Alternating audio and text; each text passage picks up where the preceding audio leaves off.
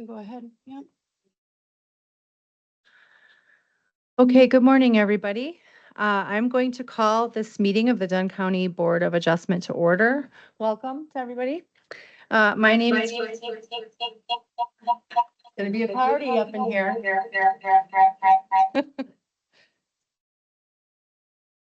Okay, test. Let's try again.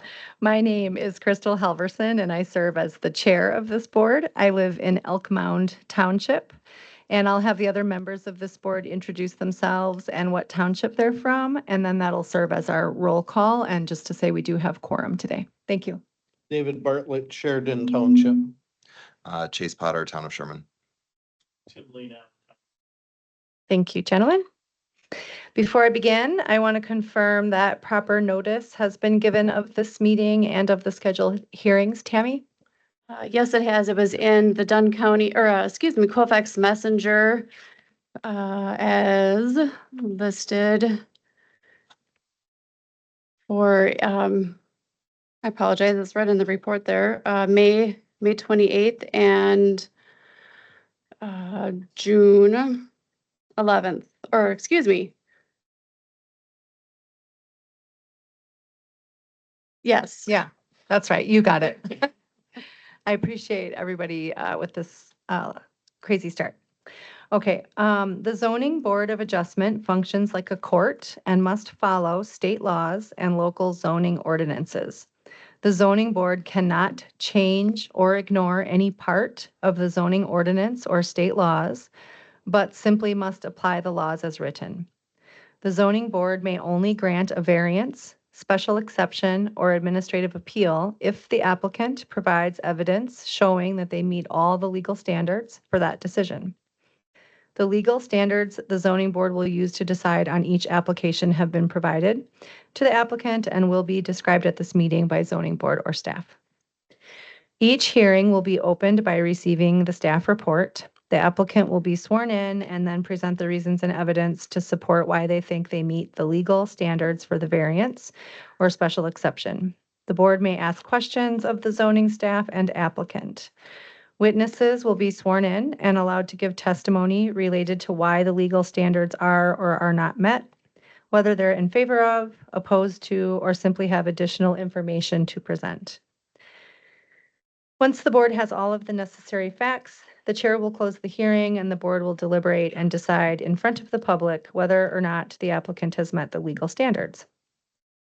Written decisions based on the evidence at the hearing and whether the zoning board finds that the applicant has met all the legal standards are available in the zoning office and mailed to parties involved as soon as possible. Minutes of the board meetings and decisions are available as well in the zoning office. A decision of the board may be appealed by commencing an action in Dunn County Circuit Court within 30 days after the decision is filed in the zoning office. An applicant that starts construction before the 30-day appeal period assumes the risk of having the board's decision overturned. Okay, so we'll go back to our agenda. First, can I take a motion to approve the minutes from the previous meeting that are in your packet? So moved. Thank you, Tim. I'll second. Chase seconds. All in favor, please say aye. Aye. Opposed? Okay, that passes. And so at this time, I'm going to open up the public hearing for Mark and Jarita Rue in the town of Wilson. This is a conditional use request and to designate 1 acre from the Richard Missett Base Farm Tract for non-farm residential use in the primary agriculture district. The property address is N13418 665th Street, Ridgeland, Wisconsin, 54763. Further described as a parcel of land located in the northeast quarter of the southwest quarter of Section 14, Township 31 North, Range 12 West, Town of Wilson in Dunn County. We'll start off with our staff report. Thank you. Good morning. The staff report's similar to what was posted online prior to the hearing here. Again, the site, as described, is N13418 665th Street in Ridgeland, Wisconsin.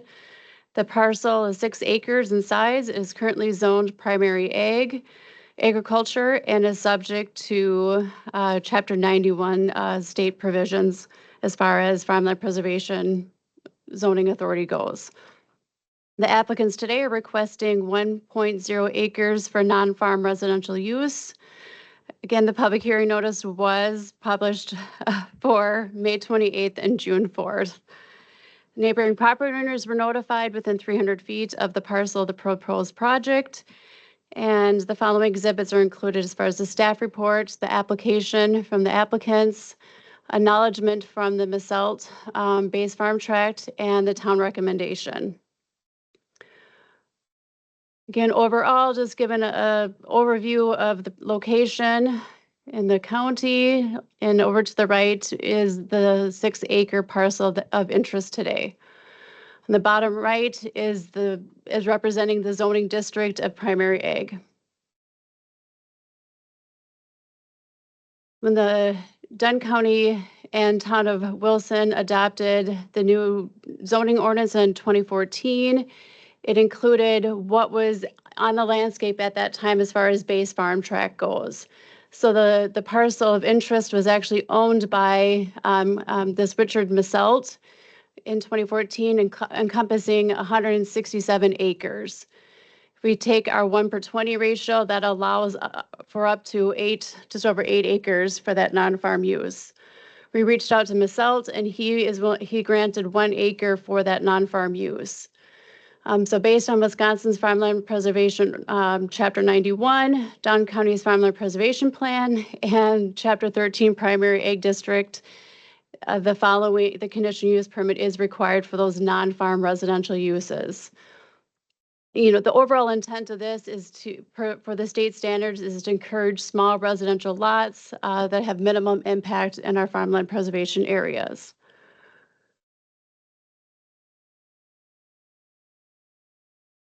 Based on preliminary site plans for the landowner as submitted, we've been able to determine just under 1 acre is available to encompass the non-farm residential uses as proposed.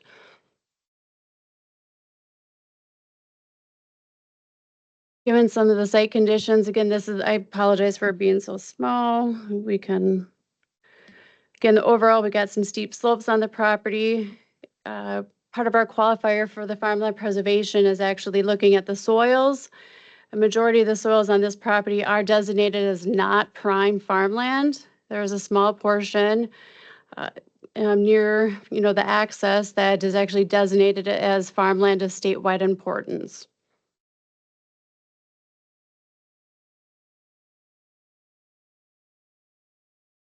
Google Earth is becoming my friend, and again, in this photo, it's just trying to represent the current access and the proposed location. You can see in this site that it's not actively farmed cropland, except for a hay crop, grassland. So overall, this again outlines the 6 acres of interest and shows that the proposed site, the overall proposal is not going to impact existing farmland use. We can come back to after the staff report and we can pull it up. So standards to apply. So again, according to Chapter 13 standards and state statute, in order for it to be non-farm, we look at the ratio of 1/20. Again, for the Misselt, we had just over 8 acres available. The applicant is requesting to utilize one of those 8 acres.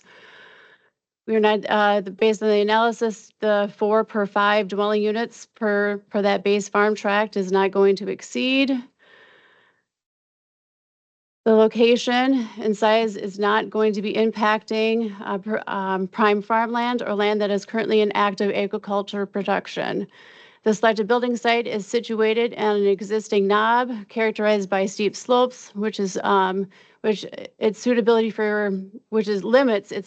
for crop cultivation. By utilizing this marginal land for residential development, the proposal avoids the conversion of productive farmland and preserves the agricultural viability of the surrounding cropland. No farmland preservation tax credits have been claimed for this parcel, or currently being claimed, I apologize. The town of Wilson did review this request. A similar request also related to a rezoning. In both cases, they recommended approval on May 8th. This is just our standard template as far as consideration for conditional use permits go. I guess at this time, that concludes my staff report. Thanks, Tammy. Does any member of the board have any questions for Tammy? Tim? I do, if I may. Tammy, quick question. What is the minimum size in the town of Wilson for this rezone for a building lot? Because some townships have more than 1 acre. And so I'm wondering, in this situation, does this qualify? Correct. So good question. So as part of our non-farm use, we can actually do it as a map of survey. So that way we're not limited by the town's minimum lot size. Okay, So in this case, a map of survey would be created, not a certified survey that would designate that 1.0 acres. So I can't speak to the specifics, honestly, of the town of Wilson's minimum lot size. okay. Well, I was just wondering, so it really doesn't matter what the size is as long as it's just a non-farm use off an original farmstead, so to speak. Correct. Okay, that's all I needed. Thank you, Tim. Mhm. Chase? Tammy, I have a question. You made a comment about that the town of Wilson considered a application for rezone at the same time as this. So we're considering a conditional use permit, but what exactly what happened with the request for a rezone? I guess it was a communication probably between staff, the applicant, and the town as far as what options were available. And so a rezone would be an option if if the board choose to not honor or would deny this request for a conditional use, then a rezone would be the next option. So it jumped ahead a step as far as the town goes. Understood. So this is the path of least resistance. So this is the first step. Correct. Yep. Okay. Great questions. Anyone else for Tammy? We can always circle back to Tammy. Okay, so at this time, I'd like to welcome the applicants up. Oh, you can come up to the podium and you can start. Yeah, fancy. You can, it's going to be really fancy. You can say your name and address, please. So my name is Mark Rue. My wife Jarida isn't here. She's working. The address here, I believe, is 13148 665th Street in Ridgeland. Do you mind saying your current residential address? It's 600 Candy Lane in Barron, Wisconsin. Thank you. And then do you swear today to tell the truth, the whole truth, and nothing but? I do. Thank you. Okay, you can proceed with your. Okay, so yeah, so the rezoning, that was on me because when I applied for this, we bought the land. We were under the impression, backtrack. So my in-laws, Doug and Rita Shipley, are here. They're parcel property neighbors. We bought the land from them with the intention on building, but it was our understanding that you buy the land from your family, you can build on it. So this whole 2014 or 2010 caught us all off guard. We didn't know about the rezoning. My negligence, ignorance, or whatever, what have you, I assumed I had to apply to rezone. That was my thing. The whole time I never once said anything about conditional use. I never knew what that was. I don't know this area. I just thought, hey, to build on it, I know it can't be Ag 1. So that's what I pursued, to rezone. I went to the town of Wilson with that. Okay, hey, I need to, what do I need to do to build on it? That was my ultimate. I don't care. I don't really care what it is. I just want to build on it. And then that's where the whole conditional use, the rezoning kind of clashed. Was like, what is this? What am I doing? All I know is I'm just jumping through more hoops to build on it. So, I mean, ultimately, I don't really care what it is. We just want to put a house up there. It's up the hill from our in-laws. like I said, we bought the 6 acres from them thinking that we wouldn't have to do any of this. If we do have to do it, so be it. We just want to build on it. My concern is, okay, we're limited to 1 acre. We're just putting a building or a house and a pole shed up there. It should fall, footprint wise, yeah, it'll be under an acre. But when we initially had the perk testing done, because the soil up there is crap, it's not good farmland. It's green clay and shale. I mean, you're not losing anything by building up there as far as crops. But we'd had the perk testing done on the one side of the driveway where we were going to initially put the house, but then determined that, hey, it's not going to fit there. We need to put it on the other side. So my concern is, okay, if we have to be within this 1 acre, my mound system now, because it's not a drain, you can't put a drain field in there because it doesn't perk. It's not good soil. Am I limited to, do you do square footage and that's the acre? Or because my drain field, or not my drain field, my mound system, it's going to be outside of that track. So, how strict do I need to be with this? Are we just doing the map of survey, which was a pain in the butt, just so you guys know, to get a surveyor to come out and even want to survey? I called every number on this list. 2 people called me back. The one guy shot me down right away. So that's not an easy process, just for you guys' knowledge. One guy had agreed to do it. I'm going to meet him out there on Tuesday. But like I said, my concern is how strict are we on this 1 acre? Overall, yeah, everything's going to fall under 1 acre, but the designated drawing part, my mound system is probably going to be outside of that just because of the slopes and where you can put everything. We're limited to where we can put this. So, those are my concerns. So this is until the driveway coming in. Yeah, so if you're looking flip flop here, this now. Okay, yeah, this is new drain. So drain field's gonna have to be somewhere in here. This initially is where we were gonna put the house. And this is where he did the soil sampling for the perk. We didn't go over here just simply because the soil's not gonna be, it wasn't any different. So now that we've moved the house here for room wise, how contingent, you're still talking, since we did the soil and everything here, this is where my septic has to go. Yeah. And really, if you look at the land, it just kind of makes sense. It's not a flat open 6 acres, you can only put stuff in certain spots. So we get this map of survey done, is somebody gonna come out there and pump brakes if my septic is out here? When this is what the map of survey is gonna be. And a little bit of concerns and what's my best route, I guess, is what I'm looking at.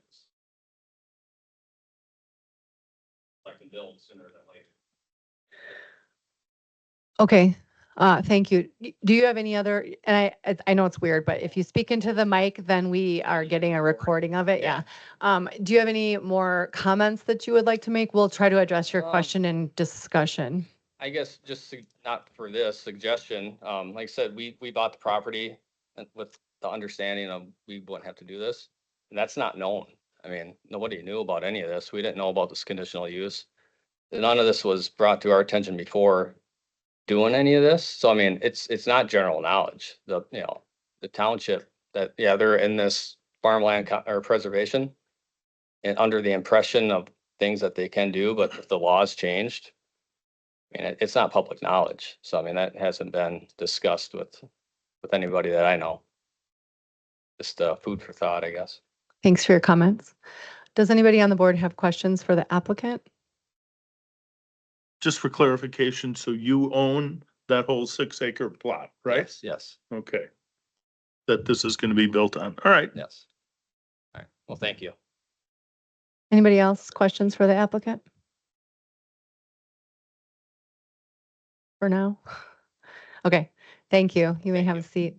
And then at this time, I'll see if there's anybody else who would like to approach the podium on this particular conditional request.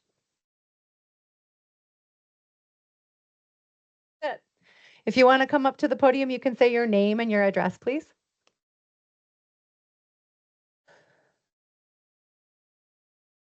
I'm Doug Shipley, N 13490 665th Street.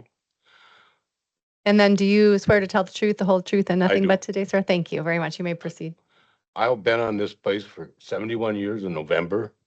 It was my dad's. And we got a farmland preservation contract like 40 years ago, a 25-year contract, before they zoned Ag 1. I was told, and I was still understood, that you could build one time with your family members on a 40-acre parcel. So we sold the back 80 to Gatos 6 years ago, probably 7. So we got 40 left on this tract, and then the other 100 acres across the road from where he's gonna build. So I bought this from my neighbor who had probably been there for 50 years, Rich Missile, with the understanding that we could just add it to the 40 and be no problem, that they could build a house on this 46 acres. We owned the road into there, like the 0.2 acres across Richard's land. So we bought a parcel on each side of that road. And then when we sold it to Mark and Jared, my daughter, we sold the whole works. The only thing we gave was an easement to Gatos for our back 80. And they just wanted for like four-wheeling through and stuff because they couldn't do the town roads then. Now you can do the town roads, so. I mean, we thought there'd be no problem. Jared wanted to build there and Mark, so. I can't see why it should have been a problem, but there's more problems than what we thought there would be. Thank you. Yeah, thank you very much. And then this will be my last call. Is there anybody else in the gallery that would like to speak on this issue? Okay. At this time, are we going to do? I could do it either way. And we have the other applicant here. Yeah, okay. Thanks. I think we will move to the next, we're going to close this public hearing now, and then we're going to move on to our next public hearing. Our second public hearing is for Dunn Heavers LLC in the town of Weston. This applicant is requesting a variance from section 133503, which requires livestock structures to be set back a minimum of 100 feet from a property line for facilities with fewer than 1,000 animal units. The requested variance would allow a setback of 20 feet from the property line. The address is N3566 County Road P South in Elmwood, Wisconsin, further described as a parcel of land located in the southwest quarter of the northwest quarter of Section 19, Township 27 North, Range 14 West, Town of Weston in Dunn County. So we'll start with the staff report. Thank you. Thank you.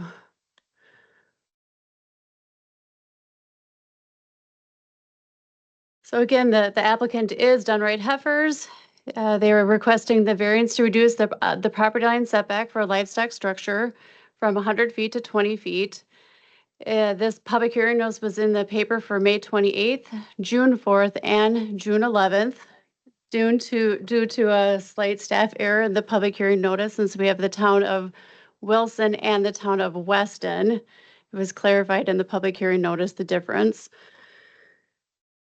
Again, the neighboring properties within 300 feet and the Dunn County Land Conservation Department were also notified of this public hearing. Overview of the property within Dunn County. Again, just on the other side of the property line, we have, is Pierce County. So we are just right on the county line. Upper right is the operation it is today. And the zoning map as it is intensive agriculture surrounded by general agriculture. The operation received a livestock siting approval in 2017 for 778 animal units. They are allowed to add up to 20% additional animal units before they have to come back for reconsideration of their permit. So they would be allowed up to that 934 approximate animal units. My understanding is their intention is to stay under the Wisconsin DNR's CAFO standards of that 1,000 animal units. They did receive a variance also in 2017 for reduced structure setback from the road for their manure storage facility.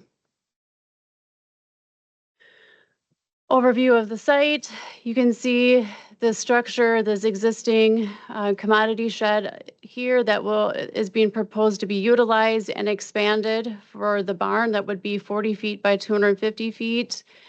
And then this triangle shape would be the open lot for the cattle. Existing site conditions. Hopefully it's, coming okay over or more visible for you guys that, given the slopes of the site, I kind of put that hill shade on there to show the topography and limiting, how limiting this parcel is based on the existing structures and where the site can be built upon.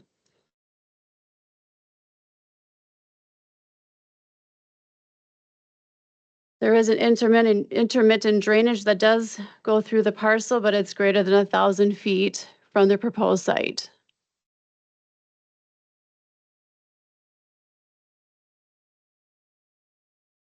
Some current conditions, just looking at the site from a different angle. So if on the bottom, kind of looking more southwest towards Elmwood, to kind of give a layout of the operation. This drainage over to the left here on the bottom of the photo. Again, with the expansion being proposed up to the north there.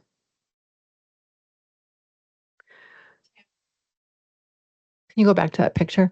I'm not understanding how that's 20 feet from the road. Is it that there's a road right there along the north side? It's 20 feet from the property line. Oh, property line. I'm so sorry. Continue. Did I say road? No, I think that was in my brain. Sorry. Okay. The town of Weston did review this request on April 8th, excuse me, and they did recommend approval. Do you have any questions so far about the site layout before I jump into the criteria? Just a quick question. Correct. Who owns the property on the other side of that property line? Great question. I can look that up for you, or Lily can get a name for you on No, it's that. not the current owner of the Correct, property. it is not the current owner. But that person would have been notified being within 300 feet of the. Correct. Yep, Mhm. they would have been notified. They have a problem or don't have a problem with it? We didn't receive any comments. Okay. That's a fair question.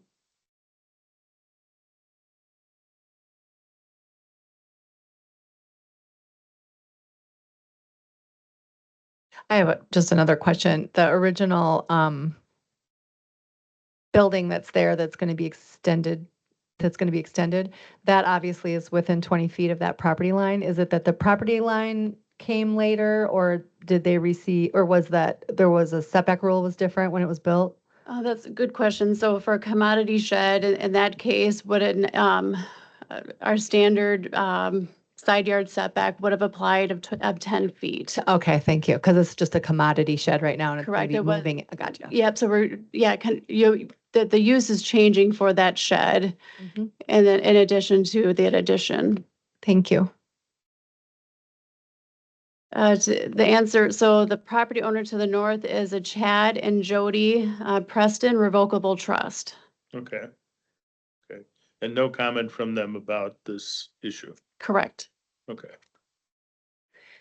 Thank you. Are you complete with your staff report? No, you have a, I do have Glad to this, go. if this is the time that the board wants to review the variance criteria. please. Okay. So again, according to the different provisions in our Chapter 13 Dunn County zoning ordinance, the Board of Adjustment must determine that all the following apply. So in this case, unique physical property limitations. So does the property contain unique physical property limitations, slopes, the shape that would prevent compliance with the ordinance? Staff find that the applicant did just demonstrate that the site has steep slopes on the parcel, which limits siting options for new construction. The proposed reuse of an existing building minimizes soil disturbance, avoids the need for excavation and alter the topography, and preserves cropland. This presents a unique site limitation not common to all properties zoned for intensive agriculture and is not self-created. The presence of the existing agricultural infrastructure on one or more level portion of the site further constrains the options for a compliant building placement. Any questions about unique property?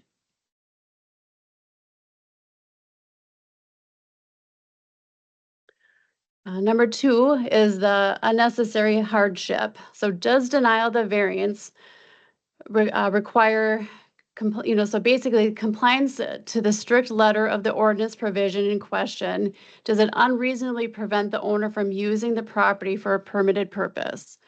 So in this case, we have 2 options. We have the one would have to answer yes. So in the first case, it is staff's, finding that denying the variance would not entirely prevent the use of the property for the livestock housing, but it would significantly limit the disturbance and additional construction cost to develop elsewhere on the parcel. It would result in a loss of productive cropland, increased runoff risk, and the proposal remains within a permitted use category for the zoning district. So in the first one, our answer would be no. However, if we look at the second option, B, is it unnecessarily burdensome? Staff find that the applicant did demonstrate that strict compliance would require siting of a new livestock structure elsewhere on the parcel involving major earthwork, likely removing cropland, a higher construction cost. Given the unique topography and the agriculture context, the ordinance standards become unnecessarily burdensome in this specific case. And number 3, public interest and the spirit and intent of the ordinance. You will see that I changed this for the findings document, but just for this case, trying to show that the affirmative, right, does granting the ordinance result in no harm to public interest? I gotcha. The proposed setback reduction will not result in harm to adjacent property owners or the public. The structure will continue to serve agriculture purposes within the agricultural district. The use is consistent with surrounding land uses, and evidence has been submitted indicating potential for nuisance, or no evidence, I apologize, has been submitted indicating a nuisance, runoff issues, or adverse impacts to public health and safety. Overall, staff felt that the applicant did demonstrate that granting the variance would not set a broad precedent, as the hardship is based on site-specific topography and existing structural configuration. This distinguishes it, from other parcels in the district.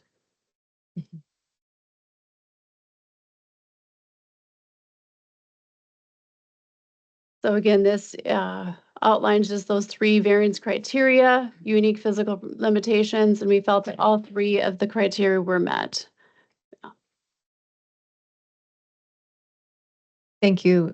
Does anybody have any questions for Tammy? I have one, if I may.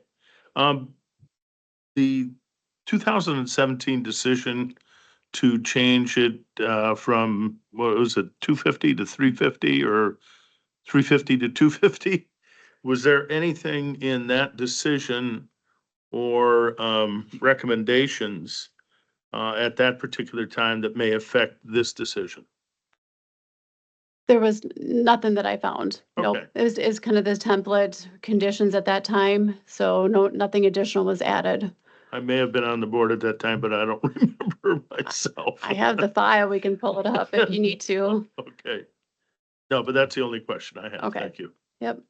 Thank you, Tim. Any others? At this time, I'd like to ask the applicant to come up. And if you would please state your name and address for us, turning the microphone on by hitting that little button with the person on it. Thank you. Hi there. I'm Joe Fetzer of Fetzer Farms and Dunn Heifers. My address, W1613 290th Avenue, Plum City, Wisconsin, 54761. And today, do you promise to tell the truth, the whole truth, and nothing but? Yes, I do. Thank you. If you could include the number of animal units that you have on the property now and also where they're currently housed. Okay. I actually, currently, we have animal units of, I believe, 657 on the place currently. And we will be adding animal use. If this is approved, we will be adding roughly 180 animals. That would take it up to 873 animal units. Thank you. So, if you could, Tammy, please go back to that overall picture. Thank you. That shed so over to the left there, we have two, it's a corn silage bunker and also a haylage bunker for feeding our animals there. All of these are in line, and 20 feet was that in the staff report that it was 20 feet off, or? I'm not sure where we got that number, because it's more like 35 feet off the property line. The So- current building and the proposed building? Correct. Okay, The property line's up high here. Our measurement came in at about 35 feet. thank you. Okay.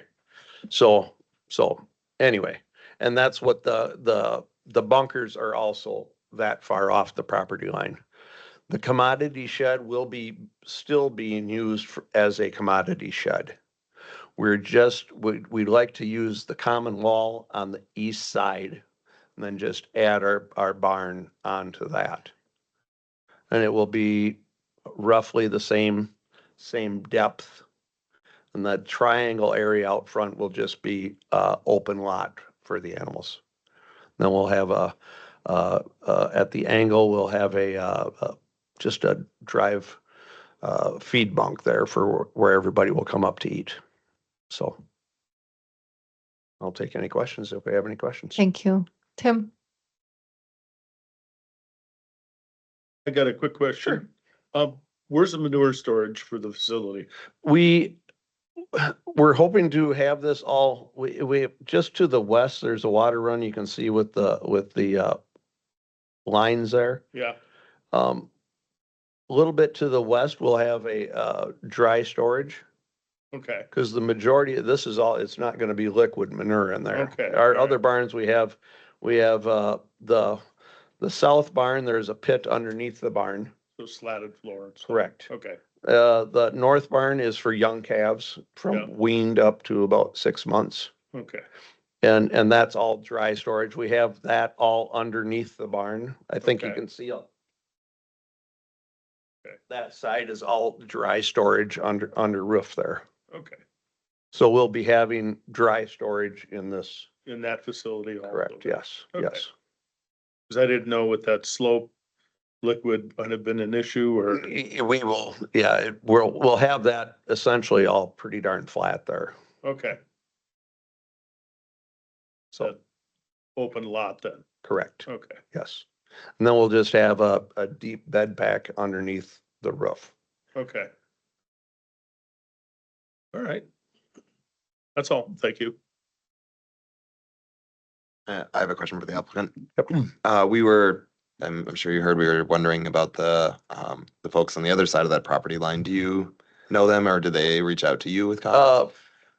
I talked to a gentleman at the Weston meeting. I'm not sure if he was the north owner, but he was real happy with how things have been at this site. I'm not sure if he was the property line guy, so. So I believe he's an off-site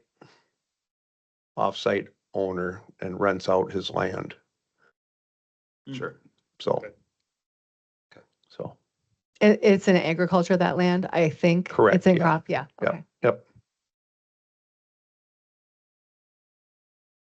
Before I'm done here. Yeah. I just want to thank you people for what you do. Honestly, I'm on the Pierce County, the same board.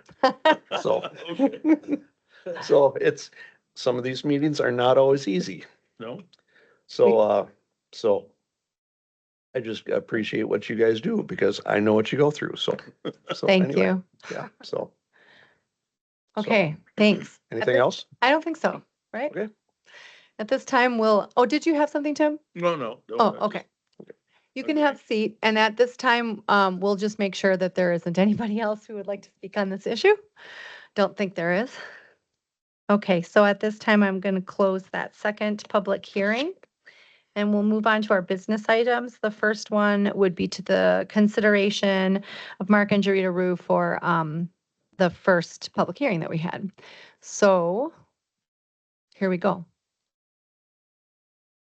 I think the burning question is whether or not the 1 acre as described and portioned out in the documents that we've seen are the true boundary of the rest of a home building such as a mound system, and if that's going to get in the way of the applicant. Do you have, and that's not under the purview of this board specifically, but Tammy, do you have some information on that? I guess based on the information that was presented in the application, we were able to determine the 1 acre based on that proposal. It sounds like the soil test was based on a previous building location, and I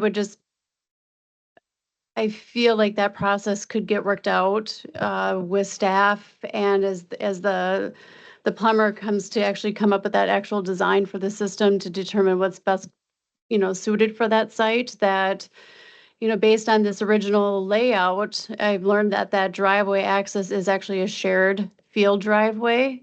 So I would almost recommend that that access would be removed, so that kind of the flag handle would not have to be designated as the non-farm. We would just focus on the building site. It gets challenging to come up with a map, a survey to encompass what that looks like. But if, since that is a shared driveway for farm access, then maybe that portion would not, which would, I guess where I'm going with is that would open up additional acres to encompass if the soil tested area stays on the left-hand side there. It seems, yeah. So this one's different than the last one because they actually had the MAPA survey done prior to the hearing. Mhm. So this case, the board would have the condition for that MAPA survey to be completed. So at least they're not, there's no commitment at this point for, a firm area. That I think that there's still that opportunity to lay out their property that's best suited for that 1 acre is what I would recommend.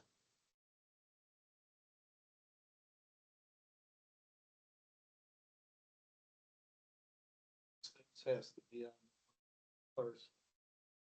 But outbuildings do they have to be on that 1 acre parcel, or can they be any place? Because you can go build a pole shed on your land without getting into this stuff.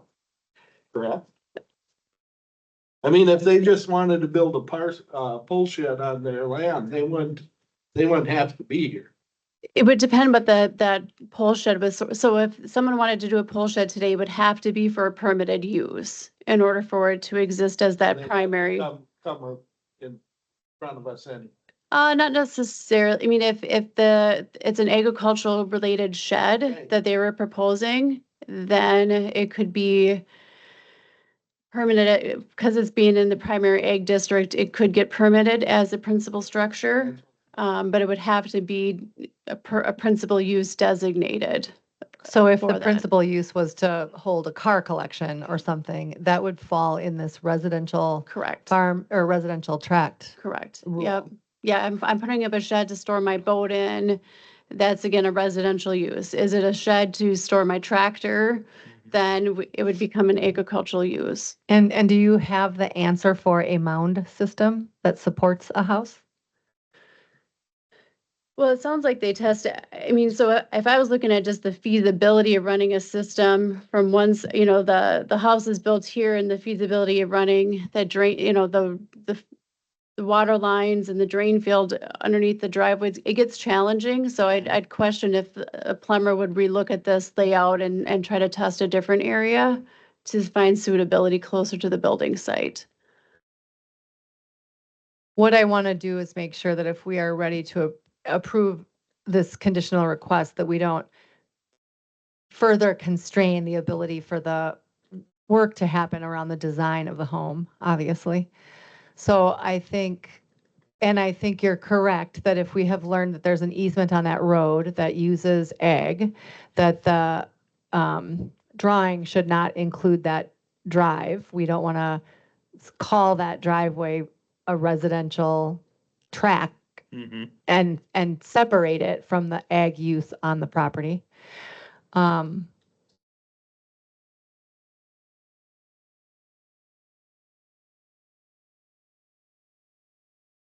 Yep. Can you put your thing?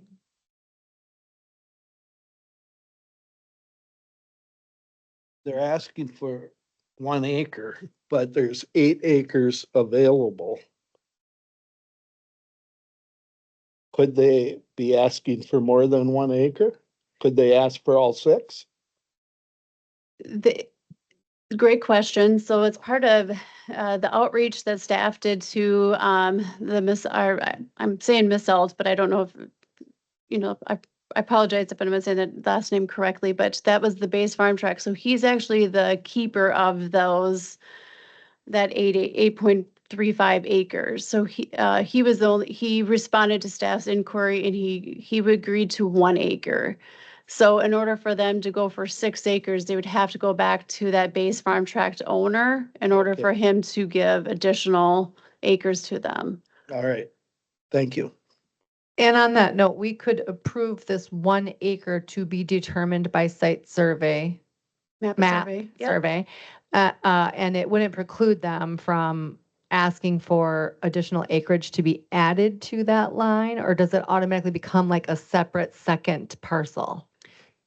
So great question. So the goal here really with these MAPPA surveys is not to create a separate conveyable parcel. Yeah. It is just designating an area of land for a use that's, specific to a purpose like this. And does it have to be contiguous? Could it be this and this? I suppose it could. It could be parcels of to not exceed 1.0 acres. I suppose it could. Yeah. I mean, we can speculate about whether or not it's going to be worth it to put the sewage that far away from the house, but it's not ours to solve. Correct. but- You pose a good question, though. I think even Dave is, could the applicant go back to the base farm tract owner and request additional? And if that happens, would they have to come back to the board? Or could things be just done administratively to reflect the additional acres? Let's just say they get through it and they need 0.2 acres additional. Would that be reasonable to, in the base farm tract owner agrees to that, would it need to come back?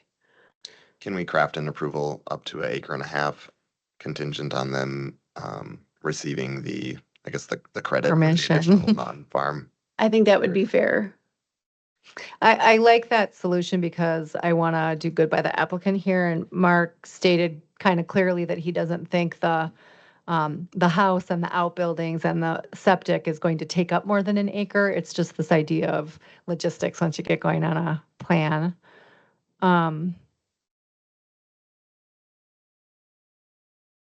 You never know until you start digging in the ground what the situation's gonna be either. And then also, if it ends up being by the end of that easement, essentially, does the sewage line go across that other space then, Yeah. or does it have to follow the easement? You know, Right. I mean, I think the overall intent, if we look at the intent of the non-farm is just trying to keep the minimum impact to the farm use as possible, and equally the rural character, right? The farmland preservation, standards also are trying to encompass a rural character for the area. So I feel like, a minimum easement area is not going to encompass a lot of acres or land base that would impact that overall use of and function of the farmland. And acceptance of this conditional use would not preclude the applicant from either trying for more base track acreage or asking for zoning change down the road if that ends up being a better solution for them. It's not like we're taking any choices away by accepting this conditional use permit. Correct. I don't feel so. feel It that's the doesn't seem case. to me.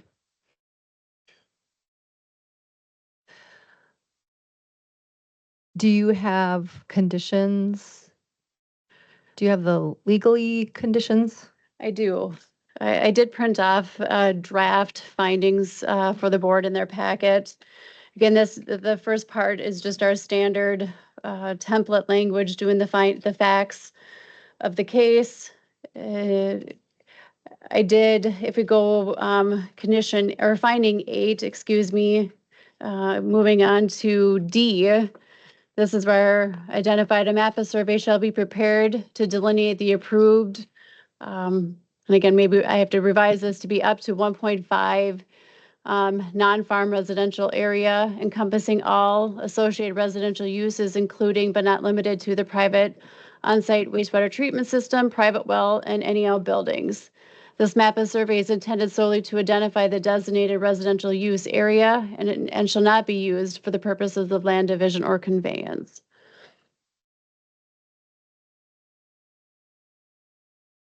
As far as like the order and determinations, as the conditions of approval could be, if we go on to number 2, this might be the best place to designate that up to 1.5 acres as approved by the base farm tract. It appears that that might be the best way to put that in there, is the board acknowledging that that's an option. Mm-hmm.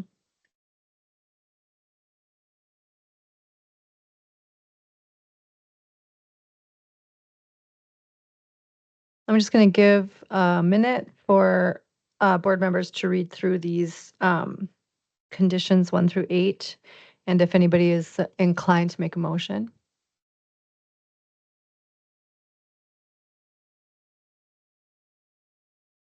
I have a comment, I guess, while we're reading through. I don't know if you want me Please, to wait. that's fine. Jillian. Number 5, I'm giving them a year to start construction is what it sounds like to me. I wonder if it might be prudent to give them a little bit more time, since we're acknowledging that they may need to get more non-farm acreage credit from the other owner. They may need to get a new perk test. They may have to redraw their map of survey or their proposed map of survey. Suggestion 2 years. works for me. Yeah.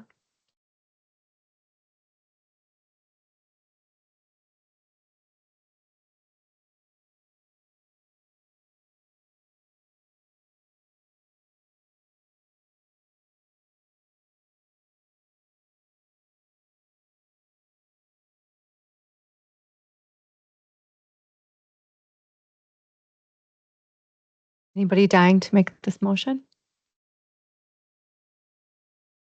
I'm always the reader, aren't I?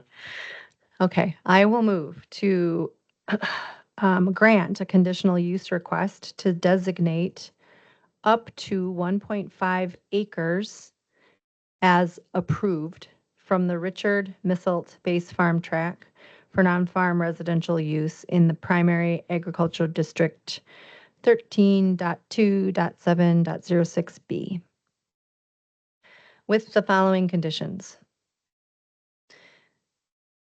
And then just a note, we're going to have a motion and a second, and then we'll have some discussion. And if we feel the need to ask you for your comfort with us, we will. Okay? Okay, with the following conditions. Number 1, the owners of the property to which this conditional use is issued will abide by all representations and commitments made in their application, as well as before the Board of Adjustment. Number 2, a map of survey shall be submitted and shall clearly depict up to 1.5 acres based on approval from the base farm tract, designed for the non-farm residential use. This map of survey is for zoning reference purposes only and shall not be used for land conveyance or recorded as a certified survey map unless it is prepared and approved in accordance with applicable land division regulations.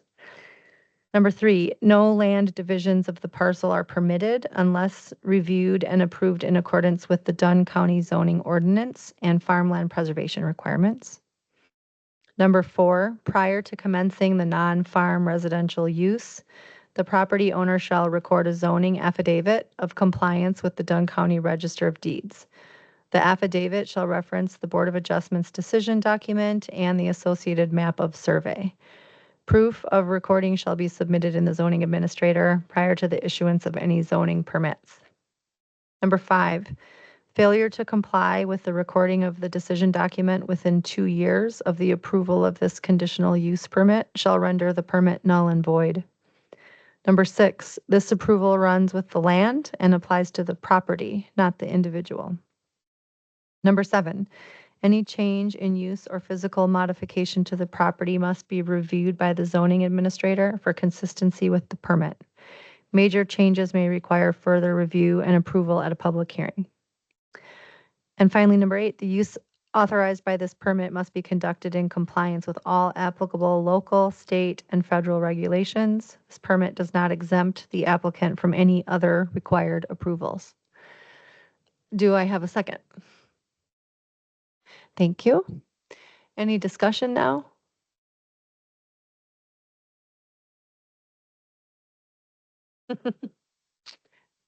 Thank you, Tammy.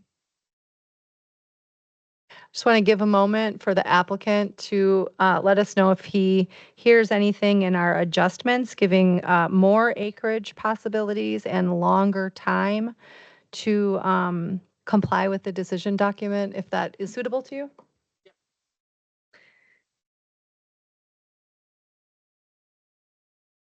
You need to approach the bench and put your, that's okay, go ahead and just put your mic on. Thank you.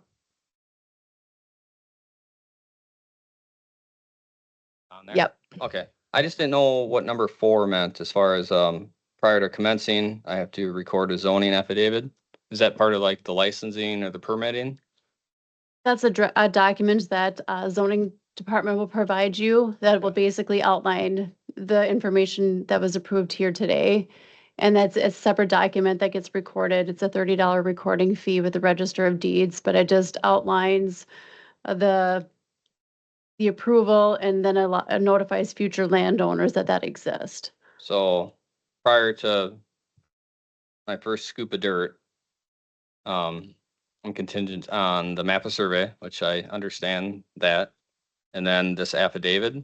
But do I have, I mean, once the map of survey is done, that goes to you, this affidavit, does that automatically happen? I mean, do I need to do, I guess, like, my question is, what else am I needing to do? Nope, that's before- fair. I will get the document drafted based on the direction of the board or the decision today. And you would take that, you could either come into the office, you and your wife would have it notarized. And then it gets recorded with the Register of Deeds. So it's something that I'll either email and you guys can print, take it to get notarized. Otherwise, we have a notary here at the office that would assist with that. Okay, so that has to be notarized. So that's okay. All right. And that'll be, I mean, because my memory is kind of crap, is that going to be kind of spelled out? Am I going to be, hey, we need this, we need to get it notarized? Correct. Yeah, Yep. okay. Yep. Following today, I would be able to, create that document pretty quickly and Okay. get it to you. All right. All right, well, thank you. Thank you. Further discussion?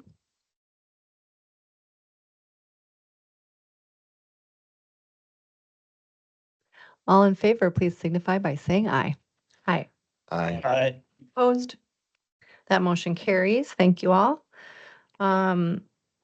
Tammy, do we have future agenda items? We have the decision yet for the, I'm ready to go. Okay, I'm so sorry. I'm so sorry. Okay, so we're going to move on to business item number 2, consideration of a variance request by Dunn Wright Heifers. So this is to reduce their livestock along a property line from 100 feet to potentially somewhere between 20 and 35 feet from the property line. Tammy, do you have some conditions for us to look at? I believe there was one.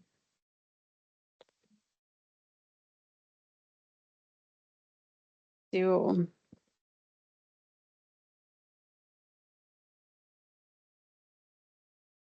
And this, the first part of the document summarizes the findings from the hearing today and from the application. The variance criteria, as outlined in the staff report, really was just kind of carried over to this document, simplified in different terms. But again, with the variance, we need to have a clear documentation of the board's findings and reasonings for the variances.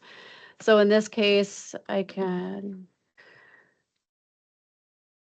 And I do have additional references if the board wants to dig into any of this criteria further. I can certainly pull up additional references for if we need to dive into the details of the criteria.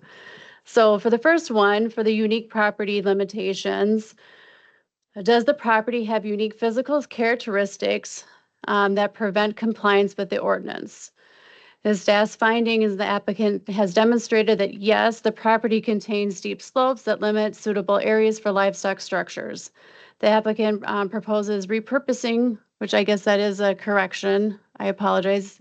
It's not repurposing an existing structure, but it's utilizing an common wall. Yeah. There you go. This approach avoids major earthwork, preserves cropland, minimizes disturbance to the landscape. These conditions present a physical limitation not common to all similarly zoned parcels and are not self-created. Existing infrastructure further restricts placement options supporting the presence of the unique limitation. Any discussion about that item? None. Okay, I'm going to just highlight that so I don't miss it. Unnecessary hardship. Unnecessary hardship exists when literal enforcement of the ordinance would unreasonably prevent the owner from using the property for a permitted purpose, and when conformity with the ordinance standards would be unnecessary burdensome. So in order for a variance to satisfy the unnecessary hardship test, one of the questions below, A or B, must be answered. So again, in the staff report, demonstrated that the property could be used, right, for other, permitted uses in that district. So I jumped to the second option, B, that the compliance with the ordinance as is unnecessarily burdensome. So again, the strict application of the 100-foot setback would require the construction of a livestock facility in a more challenging location on the parcel.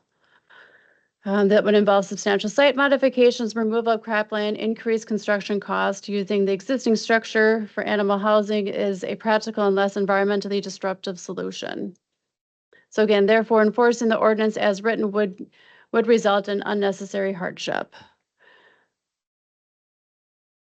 And then finally, the public interest, spirit, and intent of the ordinance. So in order to satisfy the public interest test, the question below must be answered, and this is the correct statute reference as far as this one has to be in the negative form. So would granting the variance cause harm to the public interest or undermine the spirit and intent of the ordinance? And staff found that the applicant did demonstrate that no, the public interest and it would not undermine the intent of the ordinance. Again, I just highlighted in green because was unsure whether we were going to have objection today. We didn't have any objections, so no objections were raised, and no evidence suggests that the reduced setback would cause a nuisance, environmental degradation, or pose a threat to public health.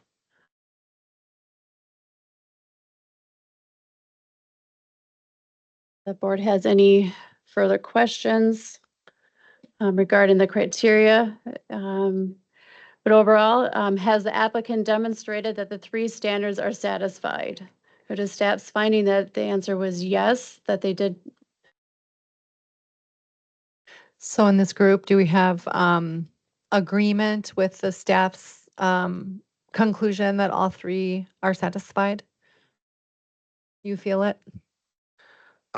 I will say, yes, I'm willing to accept it, but I have a kind of a comment on the second one, the unnecessary hardship. Yeah. That I think that we should think about and um, consider for future applications, because it feels a little bit tenuous to me in that the applicant wants to build an additional structure um, on a parcel with a lot of structures existing already. And the argument is that the ordinance is unnecessarily burdensome because there's not enough space left on the parcel without digging out a hill. Um, and I'm not convinced that there exists an absolute right to continue expanding a use on a parcel of a given size until there's not enough space left, and then say, well, we need a variance because, let's say I built 20 mini storage buildings on a 10-acre lot, and now there's nowhere left except to build in the setback zone, and then I want to build another mini storage, so I get a variance for it. I'm just Mhm. moving forward. I think we should keep that in mind. I like this, their choice to get a variance instead of digging it Digging out a into the hill. hill. So I think that the test is met. I think it's a good thing, and I'm planning to vote to approve it, but I want to put that out there that the logical end of using um, this line of thinking could lead to a place where we might not want to find ourselves. I think that's excellent thinking, Chase. And I think I came at it from this idea that they have already gotten the approval granting based on the animal units, and that this is like the expansion needed to move them towards that limit of animal units that they have already. And your 10 more storage sheds example feels like that's the next step where they would have to be coming back if they want to get bigger than 1,000 animal units. I think their thinking of staying under 1,000 is very smart, given the size and amount of structure that's already on the property. Yeah, and that makes sense to me. I think that, yeah, that they got an approval for a specific amount and they Mhm. want to be able to expand up to the capacity granted to them under the original permit. That makes sense. I think that the middle question is the trickiest one, of course, right? Because it's sort of like, is any use of your property that you can dream up something that we need to accommodate for you? And I think back to some of the decisions we've made, even just about like, I want my deck off the back of my house to stretch farther out towards the lake. And that just because that's is a hardship created when the land isn't suitable for what you want to do is, I think, a very subjective question to be thinking about when we're looking at this. Sure. Appreciate the comments. Do we have other, no, we're looking for a motion at this point. So Tammy has some 7 this time, conditions. And one of these does include the condition that you had earlier on the slide.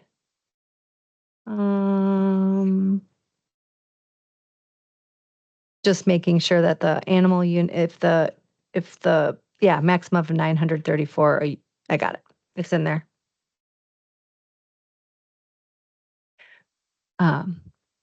Please, someone, let's make a motion.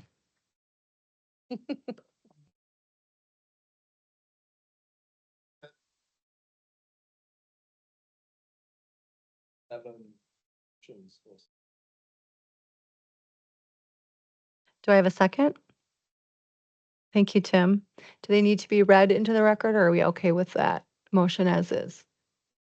I'm okay with the motion as is the board feels comfortable with the conditions as written. Mm-hmm. I know, Applicant has had a chance to see them. Yep. Okay, any further discussion?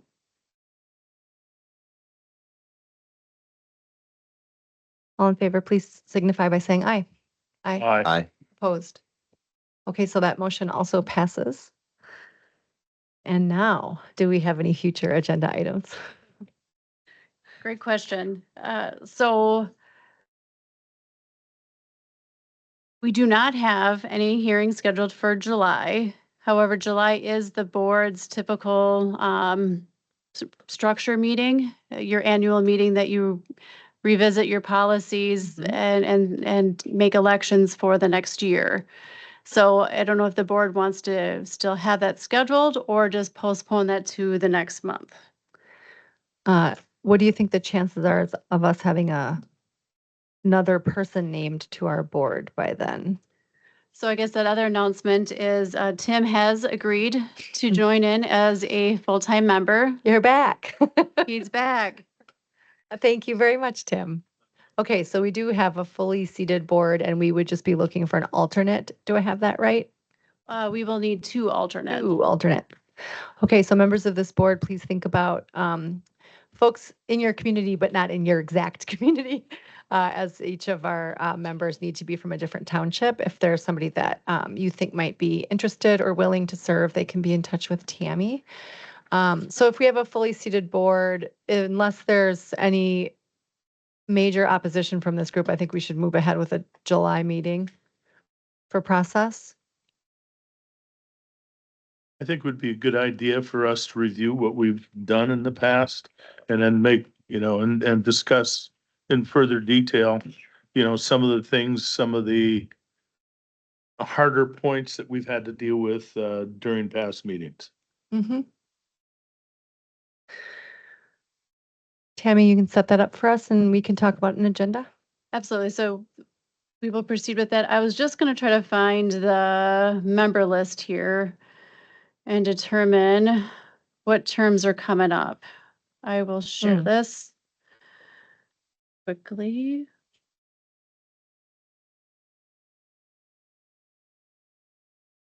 So Crystal is actually expired. So Goodbye. if you agree, we can let Supervisor Kelly or Mhm. McCullough, excuse me, I apologize, to know that you are willing to continue a 3-year term. Yeah, I am willing. Okay. It looks And like actually, David's Dave, same. the same case. Thank you. And Dave, are you game for another 3 years? Okay, Thank you, Dave. perfect. And then I'll update this list and then we'll continue to look for the two alternates and have just an organizational meeting then for July 21st. July 21st. Perfect. Crazy. I appreciate Okay, it. thank you. Any other announcements from anybody? With this, I'll adjourn the meeting. Thank you all.